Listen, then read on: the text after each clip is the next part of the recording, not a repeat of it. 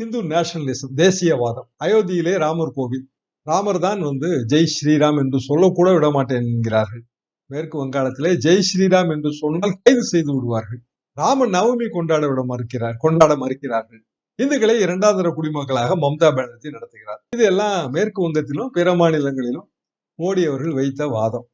இந்த வாதம் இப்போது நிராகரிக்கப்பட்டுள்ளது. எப்படி என்றால், அயோத்தி அமைந்துள்ள ஃபைசாபாத் தொகுதியிலே பாரதிய ஜனதா சமாஜ்வாதியின் தலித் வேட்பாளரிடம் தோற்று போனார். சீதைக்கு தனி கோவில் என்கிற அமித்ஷாவின் வாதம் எடுபடவில்லை என்றாலும், இந்தியாவில் இருப்பதாக வைத்து பார்த்தால் அந்த பகுதி இருக்கிற இடத்தில் பாரதிய ஜனதா பெரிய அளவுக்கு தோற்று போயிருக்கிறது. ஆக கோவில் அரசியல், மந்திர் பாலிடிக்ஸ் வாக்காளர்கள் நிராகரித்திருக்கிறார். ஏனென்றால் அவர்களுக்கு தேவை என்பது வாழ்வாதாரம். வாழ்வாதாரம் தேவைப்படுகிற இடத்திலே வழிபாட்டு அரசியலை கொண்டு வந்து பூத்தினார் நரேந்திர மோடி. துணை நின்றவர் அமித்ஷா.